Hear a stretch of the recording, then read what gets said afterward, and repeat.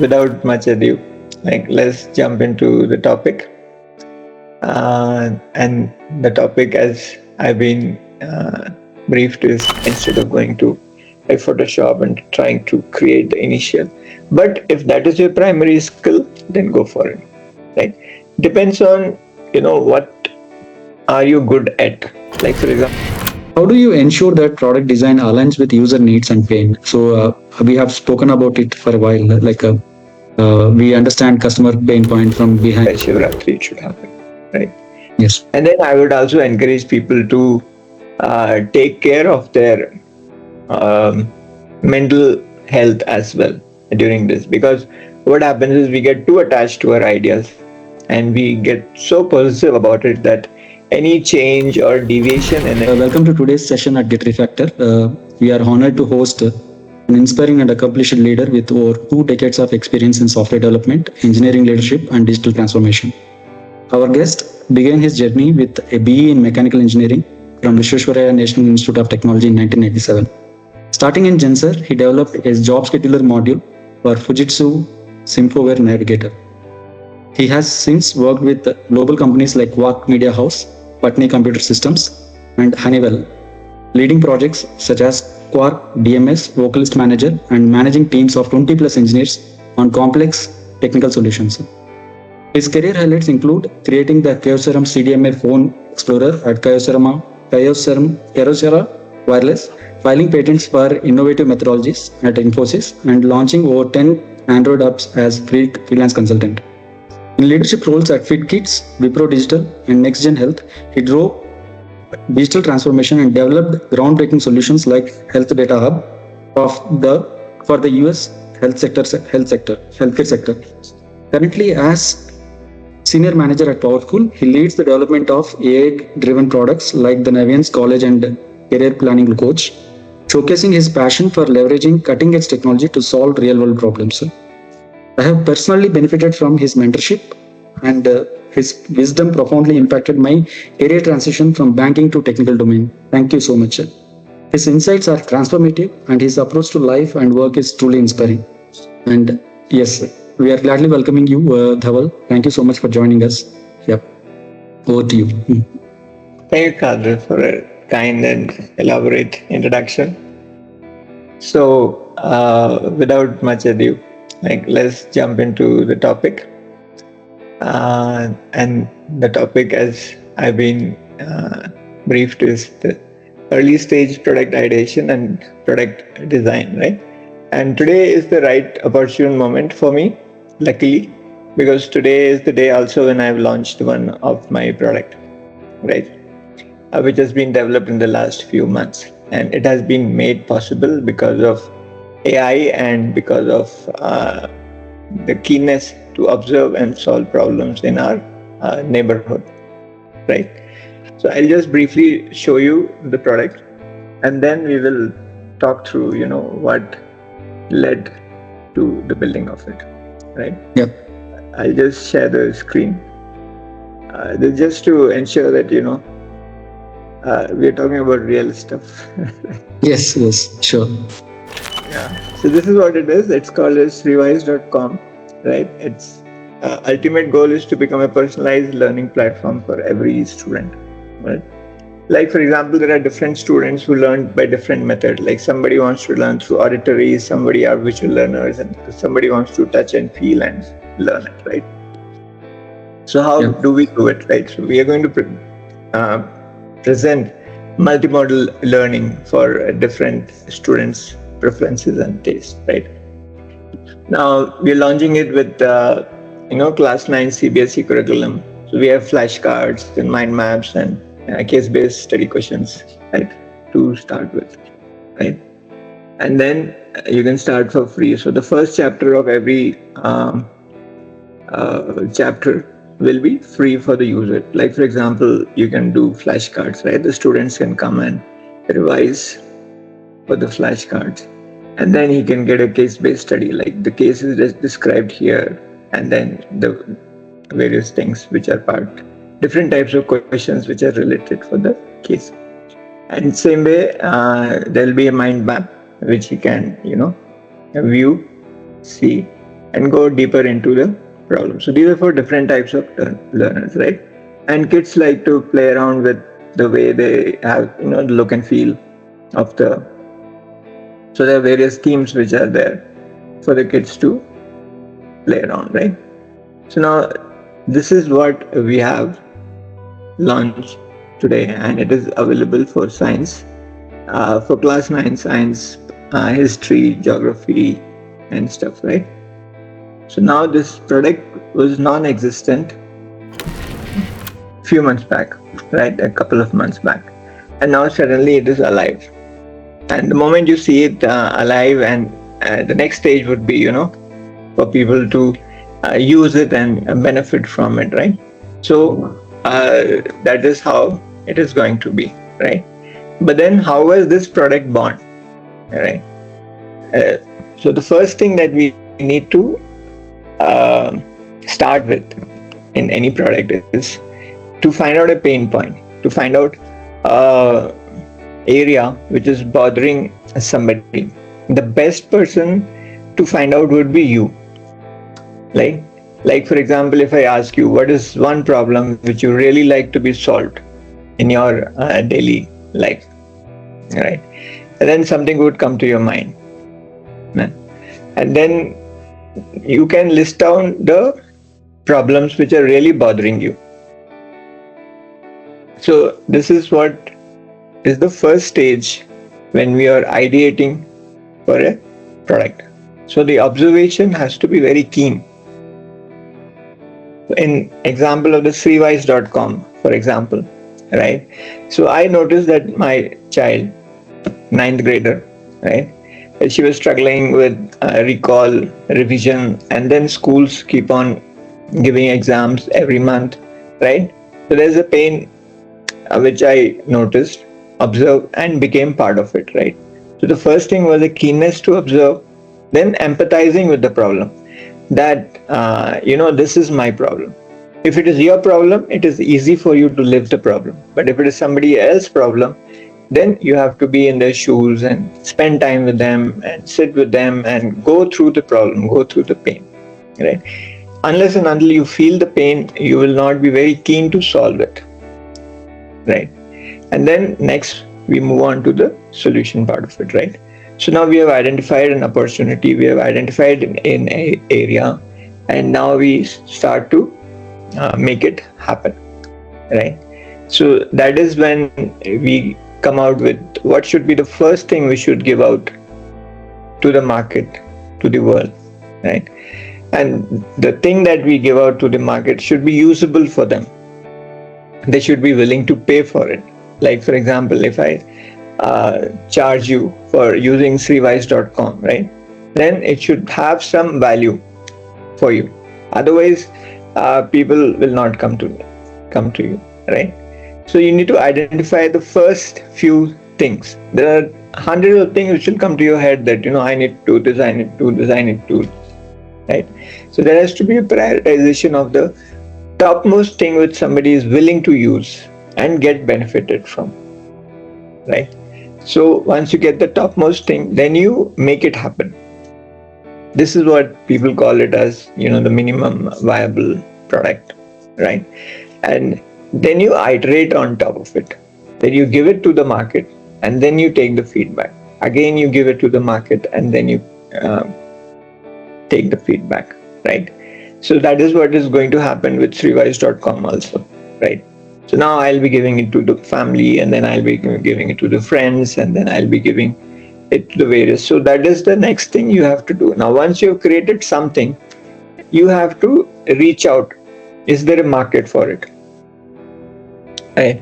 You have to reach out to the people, and the early adopters, for example, they are willing to try out your product because it's a new thing, right? Why should I, use an online product for revision, right? So those will be your early adopters, people who are willing to vouch for you, talk about your product, and take it to the other places, right?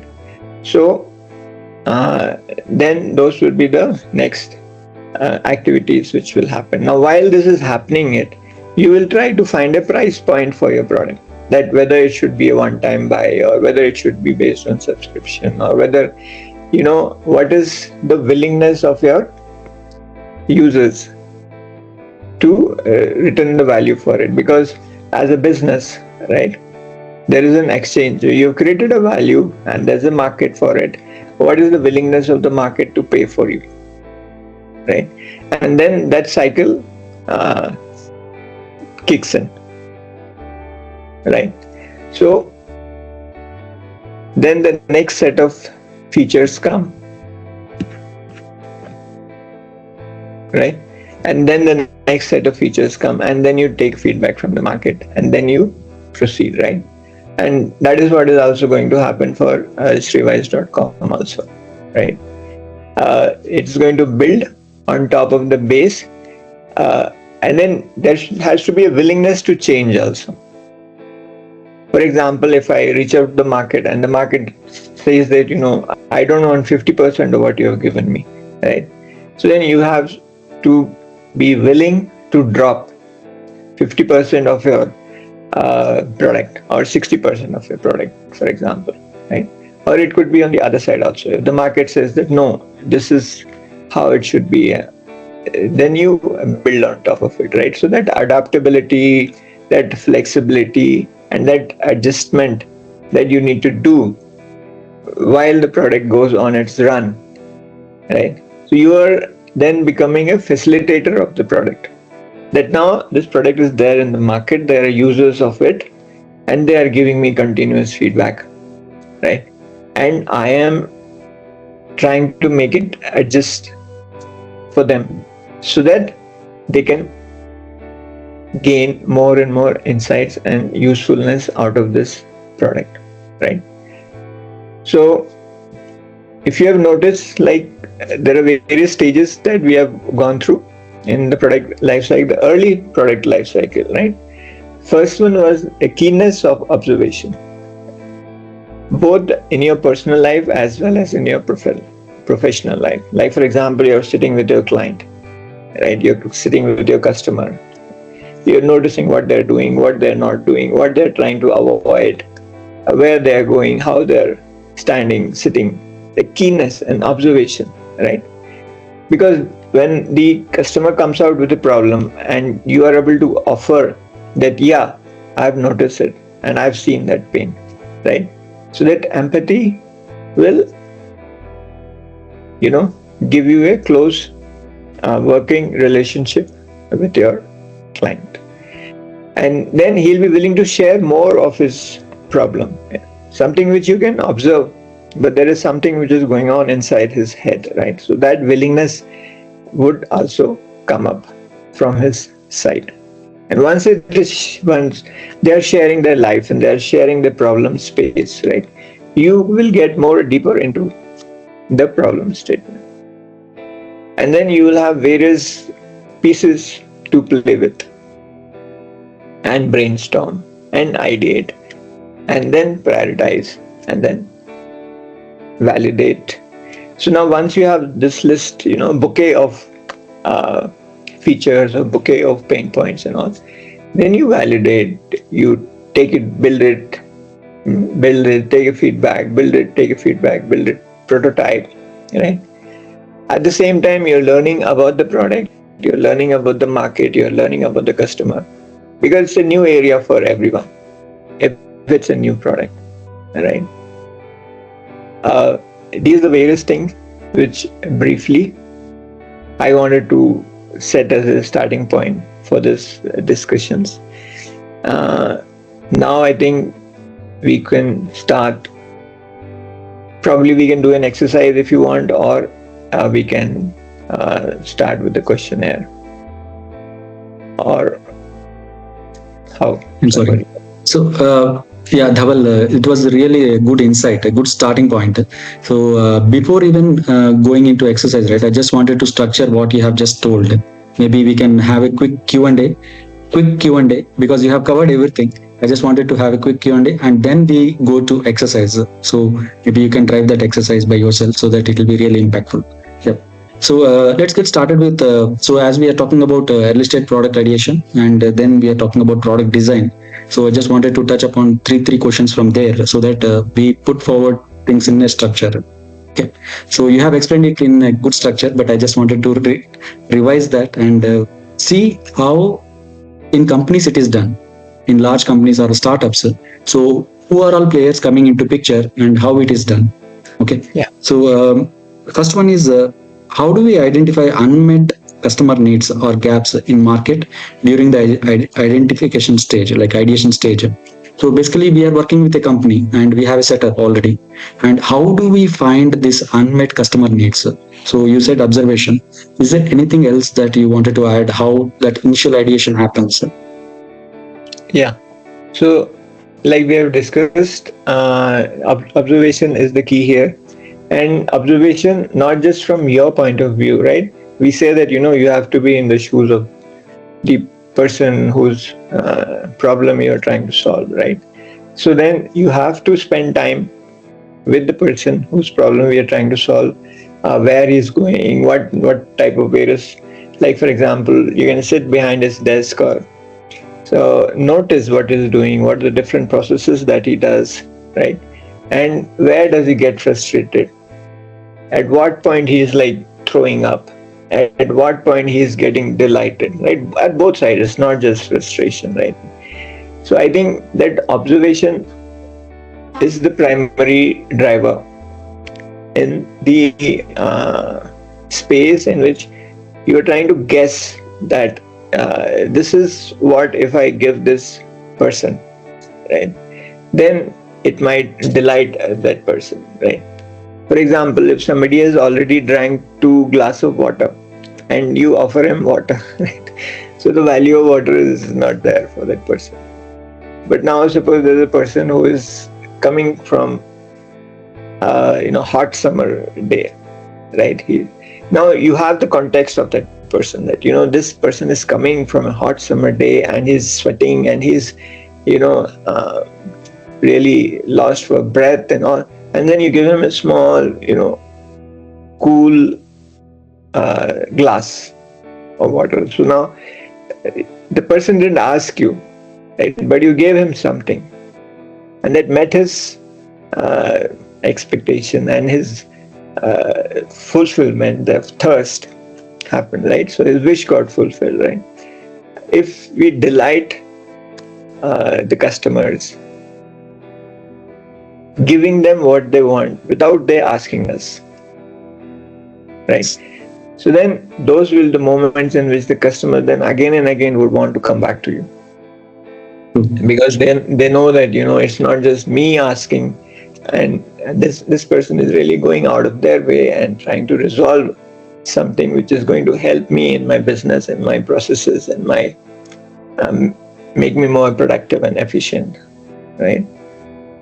For that we have to live the life of the customer. It's wonderful. That's insightful as well. Yeah, thank you. So we'll move on to the next question, validating product ideas. Okay. So before even investing a lot of development effort, so how can we validate ideas? So as you have told, right? So can we go each feature by feature, or how does it happen in real time? Yeah. So the initial thing is conversation, right? Mm-hmm. Conversation does not take any investment. You don't have to pay to talk to people, right? Suppose you are going in a bus, for example, and you're trying to solve a problem for the bus commuter, right?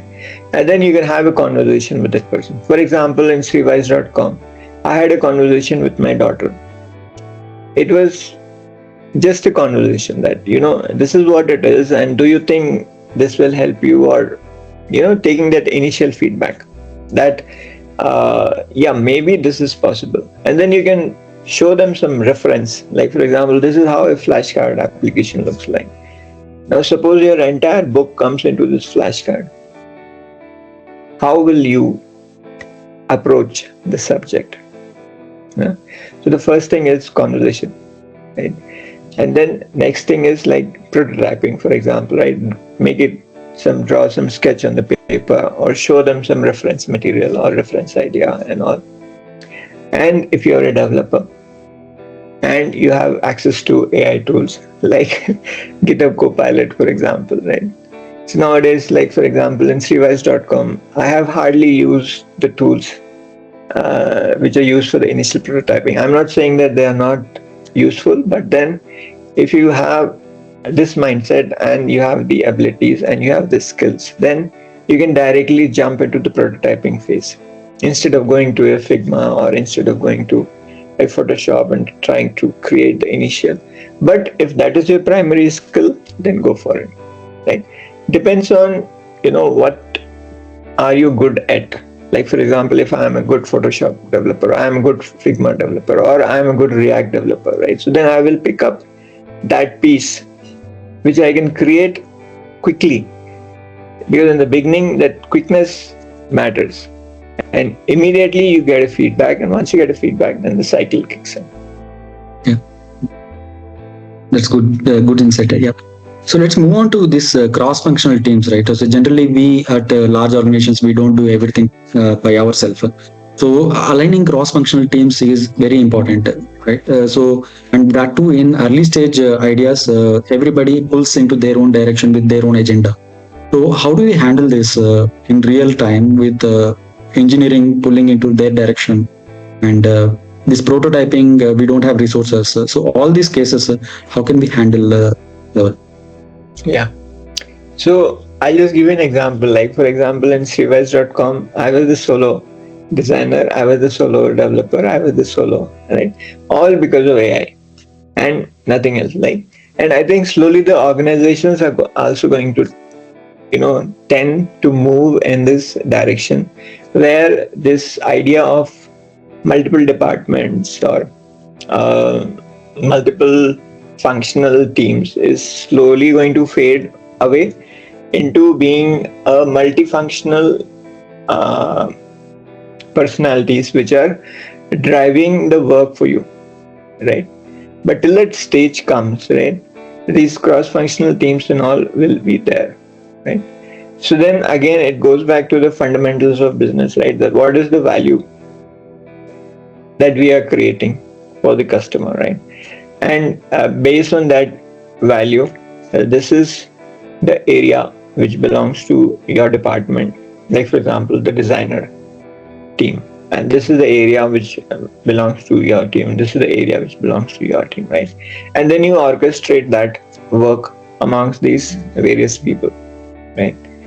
So that is more of a management skill that you would require, as so that this orchestration happens smoothly with clear-cut boundaries and scope of work and timeline, that this is what I need by when, kind of a thing. I think that's primarily the basic project management skills that would play until that happens.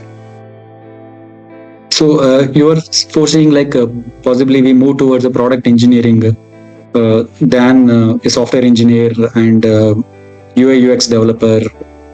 Exactly. So it will move towards product engineering, where you assign feature to a person and he delivers feature in the workflow or process. Yes, that is the world which I am, and it is happening. And it has happened. Like for example, Srivise.com, if you take it, right? So it has happened, right? I don't have a team, I don't have a designer, I don't have a QA, I don't have a product manager, I don't have, I don't even, but I have the tools with whom I can talk, and the tools can be my agents who work for me, right? So, one of the tool can be my QA, one of the tools can be my product, one of the tools can be, right? So the world is tending towards that, is what I feel. Yeah, thanks. So let's move on to product design, Dhaval. So how do you ensure that product design aligns with user needs and pain? So we have spoken about it for a while, like we understand customer pain point from behind and we have closely observed. So do you have anything to add to that? Like how do we exactly know like this product design will work? So is it only prototyping, or is there any mental model that you believe that that will work magically? Yeah. So I think design has a key role in any product that you create, right?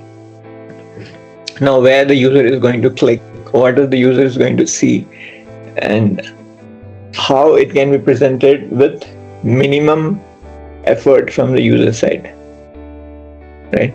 For example, in Shrivais.com, for example, it could have been a multiple tabs or multiple, the features could have been hidden behind uh, different tabs or different pages or different, right? But then for a student, what I felt was that if everything is presented at the same time in a single view, correct, then that design is something which might appeal to my audience, to my user, right? But some of the people may like it step by step interaction. For example, a wizard kind of interaction. They see the first page, then if they go to the next page, then they go to the next page, right? So you have to structure your material into a format which can be easily consumed by your end user, the user who is willing to spend time on your product. If you make it, if you design it in such a fashion so that it becomes usable for him. Yeah. So yeah, that's wonderful. So now coming back to the minimum viable product we spoke about, right? Generally, what could be your criteria to minimize the initial work, like what you would like to include and what you would like to exclude? How to take these decisions? Like, do you have any formula over there? Like how we come up with a minimum viable product? People think MVP is in different ways. Like they feel like okay, it has to be usable, or it has to be the task should be done end to end. So customers should be satisfied with their initial product. So what is your initial criteria to get into MVP? So what do you call it as an MVP? For me, MVP is something which gives me a quick feedback. It need not be an entire product end to end. Like there need not be a backend, there need not be a database, there need not be, you know, for me, MVP can start as a basic sketch. Once I get a feedback, then it can be MVP for me can be a quick UI application. Once I get a feedback on a quick UI application, then it can convert into a real data, right? So there could be a backend, there could be a database, right? So MVP is an iterative work for me. It's not a full-fledged ready-made thing, right? Because in the early stage, I don't know what you want. Right? If I don't know what you want, then I need to have a quick validation. If I keep waiting for my 10 ideas to get converted into something presentable, right? And then when I bring those 10 ideas in front of you, you might discard 5 of them, right? So then I've wasted my time on 5, right? So I think you can define the working part of it, right? So when you present to your end user that what is working and what is not working, you can say that, now it is with the mock data, or now it is simply, these functionalities are working and these buttons are simply there because they might come in the future, right? Do you think? And then you allow them to play around with them, and then you observe them, and then you take a feedback, and then you go back and feed it into the product, right? So that is what I would consider as an MVP.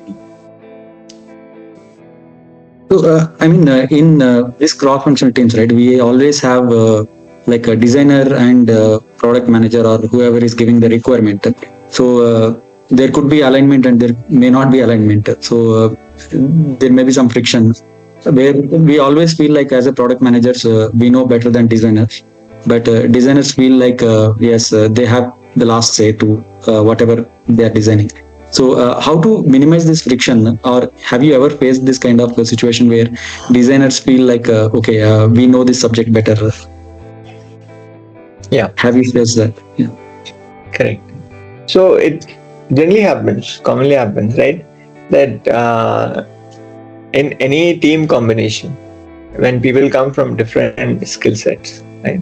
So there could be people from the product background, there could be people from the architecture background, there could be people from quality background. Now for them, that is the best of the world, right? So they want to give the best product, they want to give the best architecture, they want to give the best quality product, they want to give the best software, right? From their perspective, right? But then in a practical world, it is not possible that everybody is able to give their best, right?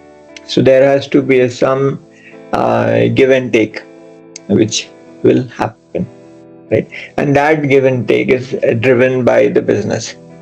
Now, for example, if the business says that tomorrow I want something, then it is tomorrow that they want to, right? There's a Black Friday sale, for example, right? Now, if you give a product after Black Friday, it's no more black, right? It's non-Black Friday sale. Now, Christmas is coming, for example, right? And you want to offer a tree with, some unique combination of items, right? So now everybody has to get together, agree that this is what the value that we want to build in the next 2 weeks, and let's try to get together and go for it, right? We will continue to have differences. Whenever people meet, there will always be differences, right? And based on your context and the way you prioritize thing and all, right, there will be differences, right? But then, like we said in the MVP example also, right? So prior to the MVP, there is a brainstorming in which we list out all the ideas, right? Now I have these 10 best ideas. Now 10 best cannot happen at the same time. Yeah. Correct? For example, if you want to make food you have to make one by one. You have a gas stove, there are only 2 burners, right? So now I want to make rice, I want to make dal, I want to make roti, I want to make sabzi, right? There are 4 items I want to make. But then I'll have to decide that for the most hungry person, what is the first thing I have to make? So on the first 2 gas burners, I'll put dal on one and rice in one, right? Once it is cooked, then I give it to the most hungry person. His needs are met. And then comes a person who is like, who loves food, who is a foodie. I want this 4 item in the plate only. Otherwise, I'll not start eating, right? And then for that person, you have a next round of cooking in which you have, the sabzi and the roti and all. And then you present it to the next series of customers who want it on a bigger platter, right? So everybody has to agree to a certain minimum viable work that they have to together to deliver the value with a deadline in mind. If it is Black Friday, it's Black Friday. If it is Christmas, it's Christmas. If it is Sankranti, it's Sankranti, right? If it is Shivratri, by Shivratri it should happen, right? Yes. And then I would also encourage people to take care of their mental health as well during this, because what happens is we get too attached to our ideas and we get so possessive about it that any change or deviation in it is not agreeable to us, right? So that personality traits in us needs to be broken, and it has to be more of a mindset which is going towards the growth, right? We have heard about this growth mindset versus fixed mindset, right? So if our mindset is very fixed that, in product, this is how it happens. In quality, this is how it happens. In architecture, otherwise it cannot happen. No. So given these constraints that I have, it could be timeline constraint, it could be cost constraint, it could be quality constraint. Within these constraints, right? How can I grow as a personality and give my best to the product? Yeah. So it's completely different insight that I had now about growth mindset. So I had something like growth mindset is all about building products faster and growing it better. Yeah. This changed my mindset. Thank you. So before we go to the next question, I wanted to tell other folks over here. So I'll turn on your cameras for the exercise. So that would be beneficial for everyone, I believe. So I have a couple of questions. Maybe you guys can get ready for your camera pick kind of moment. So I'll turn on your cameras. I'll allow you to turn on your cameras after a couple of questions. Yeah. So let's move on to the next question. So these are about practical advisors to product managers. So here we have people who wanted to be a product manager, right?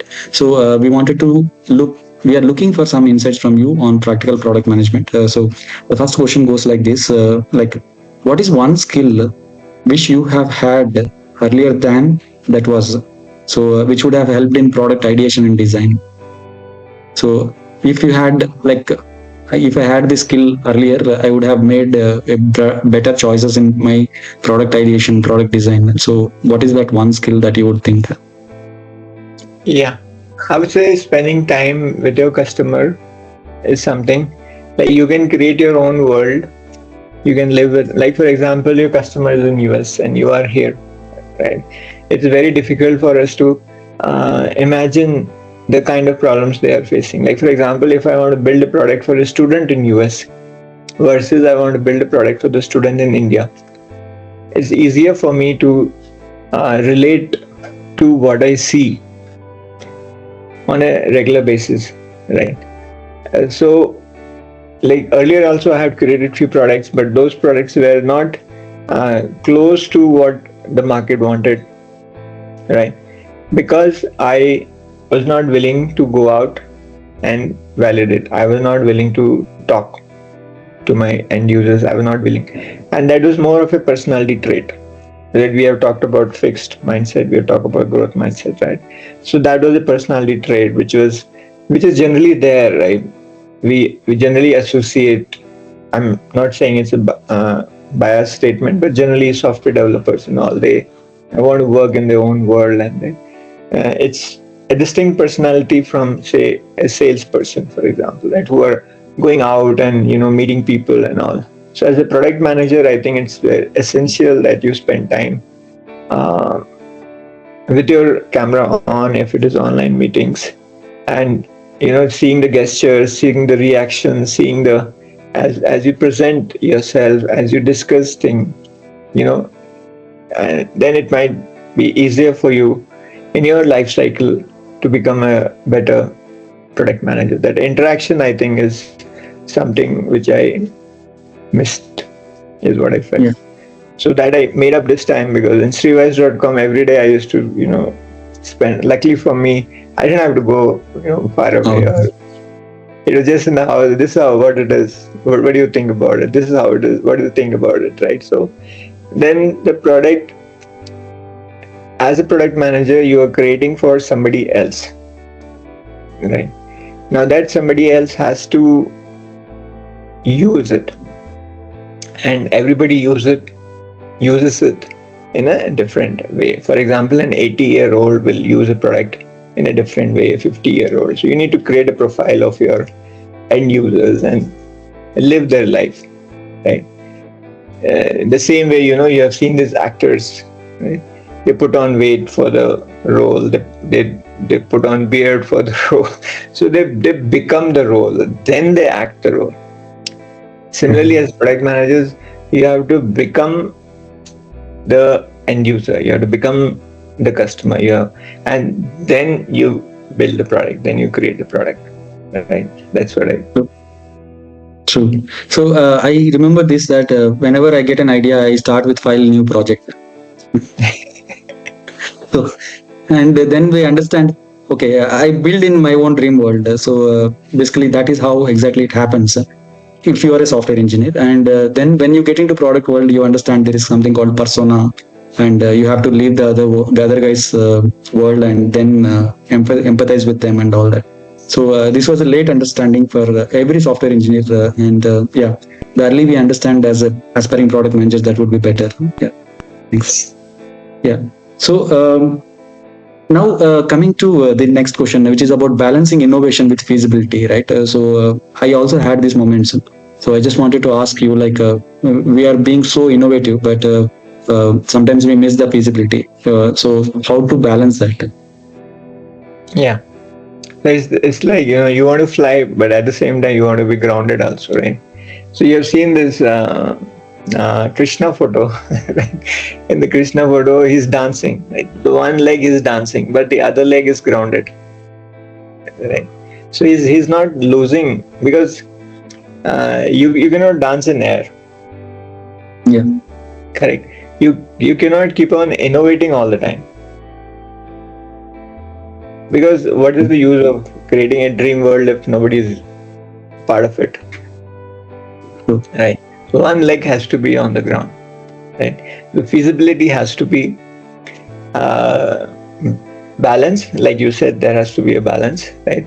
And then you make the next dance move, right? If you continuously innovate, then you will be in air, and then the way you fall, you have a thump, right? So the dance will not happen, right? The dance will only happen when one air goes in the air and then it comes down, then the other air like goes up. So it has to be a rhythm, right? Innovation, feasibility, it has to go in a rhythm. And that is why, like we have been discussing, that we have to spend time with the people who are using what we are creating, because we are creating for them, right? They want a 3-wheel cycle, but we are making fourth wheel, right? Which nobody is going to use. What's the point? Correct. True. True. Let me go to the last question. So, your advice for non-technical background people who are getting into technical product management role or product management of digital world, right? So, some of us are from testing background or from a different background which is not attached to digital software or something like that, right? So, how can we still be part of this product management, right? How can we still add value to the role that we are playing? Yes, we are talking to different stakeholders and all that, but how can we add value to this innovation, and how can we be confident about building digital products? Yeah. So the primary word there is digital, right? If you want to create something, like for example, if you want to become a good cricket player, right? So where should you be spending your time? If you On the spend your field? time on the sofa set, will you become a good cricket player? No. No, right? So where should be you spending most of the time? In the cricket field, with the coach, with the bat in hand, with the ball, and you know, and running around and jogging and building on your body and building on your reaction time and building on the correct. So that is the place where you will spend most of the time. Now, for example, if you want to create something in the digital world, you have to live that world. You have to go through hundreds of applications. You have to see how this application is here versus how it is on the desktop versus how it is on the TV and how is it on the watch. And now there are and it's not just the visual world now, right? It's the voice world, for example. The digital is voice, the digital is gestures. So this is your play arena. And for that, it's technical, non-technical doesn't matter, because this is pure interest. If you're interested in cricket, only then you will go out of your way, catch the local or catch the bus and make that extra effort, right? So I think first thing is to drop this label that, I am technical or I am non-technical, because we are living in an age in which everybody is digital, correct? Everybody has got a phone in hand. Everybody is exposed to hundreds of applications. Everybody is benefiting from this technology wave, right? So now it's more of being digital versus non-digital. It's not about being, testing or QA or other fields, right? And then once you have you live and breathe the digital life, then it is easier for you to present it for somebody else. Like for example, I was creating an assessment platform for one of the edtech startup earlier in my career, right? So there, the founder said that they should have best reporting or best UI, just like the Fitbit.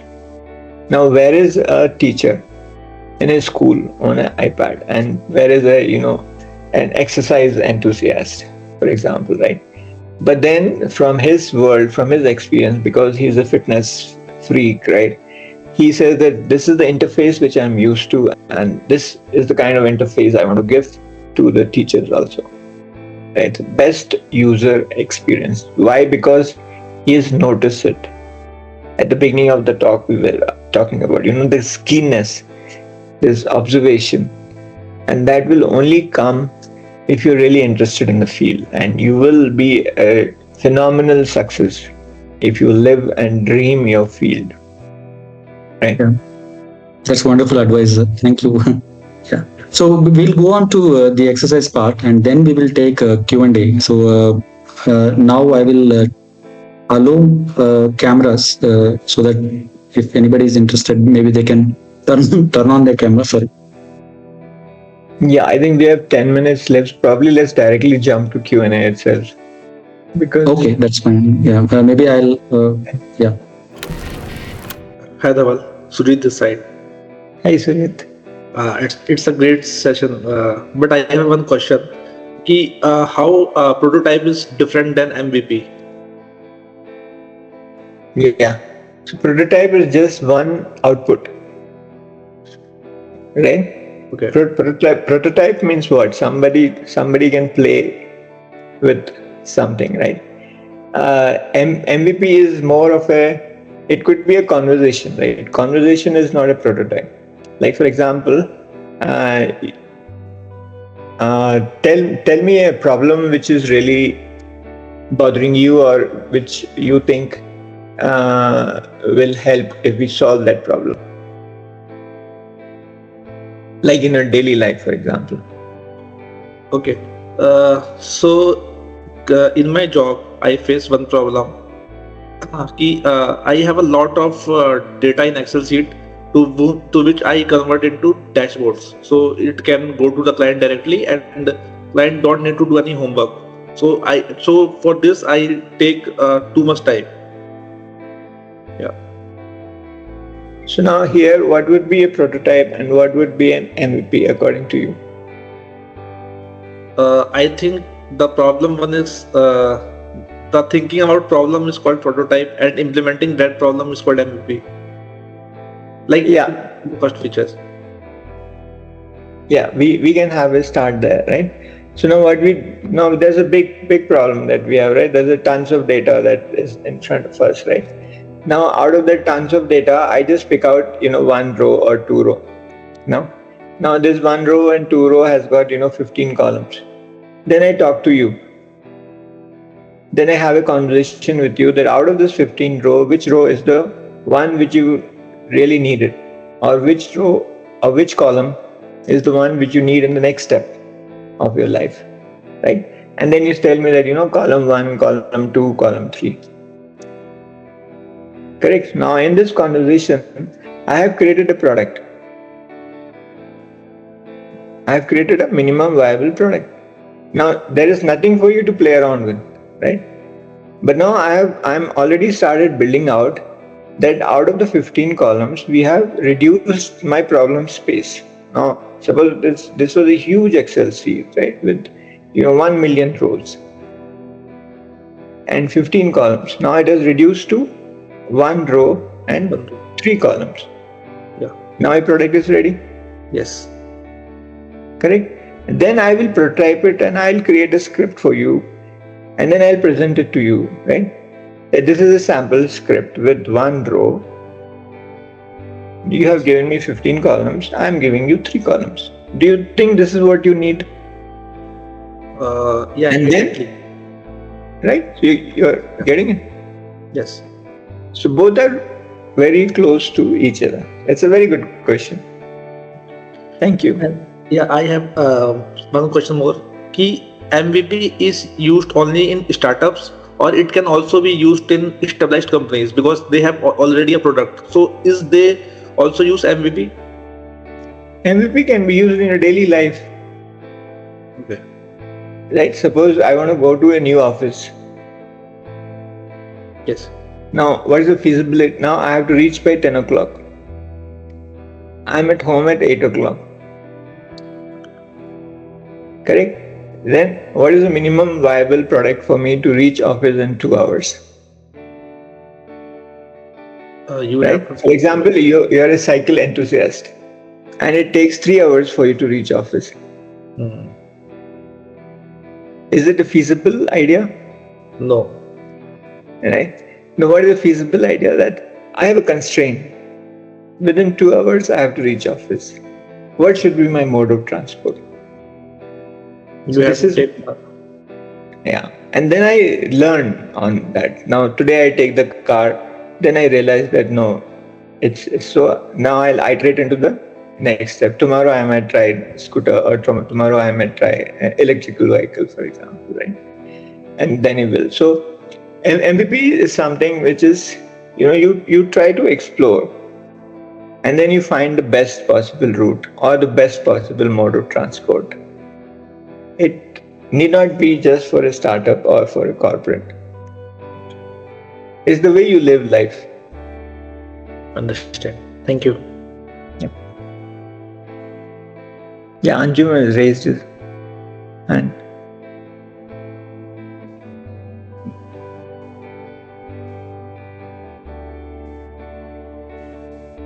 Anjum, are you there?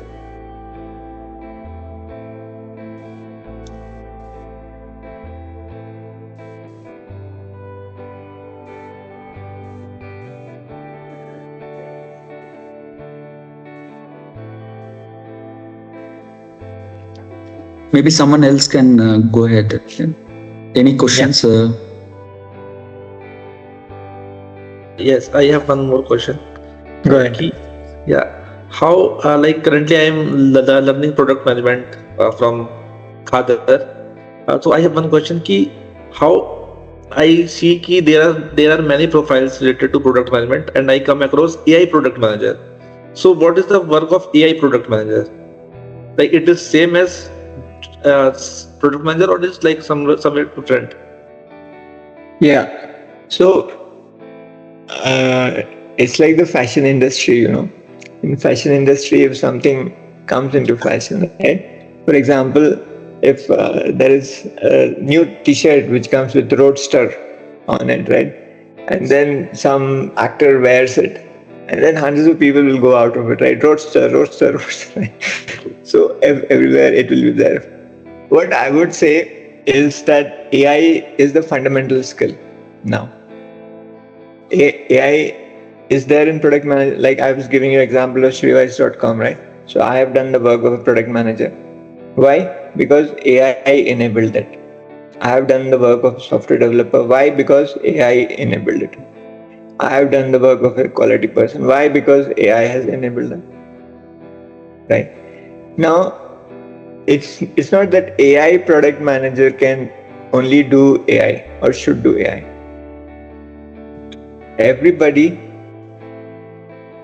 if you want to be relevant, at least for the next 5-10 years, then these are the tools. So these are basically the tools, right? They're tools which are going to help you do a better job. Yeah, even I use many tools, AI tools in my job. Wonderful. Thank you. Yeah, Anjum, I'll give you mic. 1 second.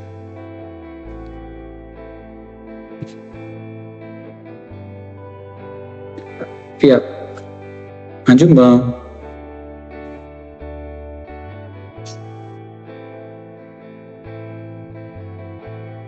if she's having some difficulty, probably you can message. You can put it on chat as well. I can take it up from there. Yeah. Maybe meantime others can try. Any other question from Banu, Dia, Asmi?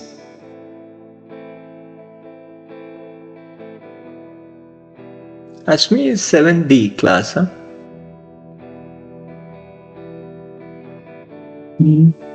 Class 7D. That's my daughter. Actually, that's my daughter's ID. I joined in from. Okay. My name is Nirmiti. Yeah. Yeah. Yes, Yeah. but I don't have any questions. This session is actually so helping me so much. Thank Anyway, you. yeah, carry on. Yeah, thank you. Yep, thank you. I got excited because I was just talking about Srivais.com, which is for CBSE students and all, and then I see somebody from 7D and I say, wow, what a coincidence. Yeah. Yeah, hi. Hey Anjum, hi. Hey, I had to sign in from another account. I'm sorry, some No technical problem. glitch. Yeah. No problem. Dhaval, I had one question. So, when you enter the MVP stage, correct, and you proceed to getting feedback, iterations, and getting feedback. And for example, if I'm working on a fitness app and I receive a feedback to know the user has requested, one user has requested to know how many calories is burnt, to know, have that notification every hourly in the app, on his app, okay? And another user has suggested how many calories they've had, calorie intake during the day, okay? So both these feedback and suggestions are important to me, in my opinion, and I would like to have both of those. But there could be budget restraint or resource restraint, and so I've been directed to have just for the time being to just pick one and work on one of the feedback or new inclusion. All right. So in such cases, if you're in such dilemma as a product owner or someone who's leading the product, which one would you pick if you have to if the both are priority, and which one would you pick? How would you go about it in such scenarios? That's a very good question, right? So if you've done your market study, you would have created your personas, right? And then you would have also made an estimate that this persona is going to give me, $1 million, and this persona is going to give me $10, right? Okay. Yeah. Now, if I have hundreds of users who want the hourly things, and I have 10 users who want the daily things, right? So what would be your choice? Pardon me. I'm sorry. Yeah. So what I was saying was that we have done our market study. Yeah. Right? Yes. The market study, we have done our markets research, and then we have collected some data, and then we have extrapolated that data. And based on that data, we have identified that, I have 1 million users. Okay. Right? Who are going to pay me for the hourly feature. Okay.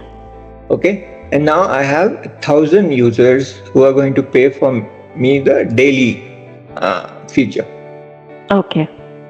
Right? Yes. So now which feature would you choose? The one with the higher number of users. Exactly, right? So if you've done your base, if you've done your background work, if you've done your market study properly, if you've done your user studies properly, if you've talked to the customers, you've been in their shoes, and then you have made an estimate that, this is the kind of student population that I'm looking out for Srivais.com, right? Okay. Class 10th is my target. Okay. Then if a feature comes from a student of class 10 versus a feature comes from a student of class 9, what do you think I would prefer? Class 10. Class 10, right? Because that is a bigger market for me. Correct. And this is a smaller market. And in your case, it could be what is driving value to the business, right? For example, it could be a smaller market for you, but then that might be a key voice for your key customer. Yeah. Correct? So in terms of the direct business, it may not be related, but in terms of indirect business, it might be. So that guy might be, the lead for you who can bring in more business, right? So it's not just purely based on numbers. What I'm trying to say here is that you have to put it in the context, in the perspective, and then you have to prioritize and give that feature to the MVP. Okay. Yeah. Thank you. Good question. Thanks. Thanks. Any other question that we can take? Maybe one last question. Yeah. We right on time. Fantastic. Yeah. Yeah. We are at the end of the session. Yeah. Thank you so much, Dhaval, for joining us. It was pleasure talking to you, and like 13 years now, Yeah. we spoke each other. Yeah. So it was wonderful talking to you again, and I hope we'll have such sessions in the future. And yeah, your product was great, and I have always seen you building great products. So I appreciate your adaptability for technology and moving forward. And thank you so much for spending some time with us. Thank you. Thanks, Kadir. This was a really nice opportunity, and it happened at the right time only because today I was just coming out of this launch, and then suddenly this session. So it's most opportune time. Really fortunate to be part of this discussion, and hope it was useful for everyone. Definitely, it was useful. Yeah. Congratulations, Dhaval. Thank you for the session. Thank you, Anju. Very nicely delivered. Thank you, Anju. Thank you so much. Yeah.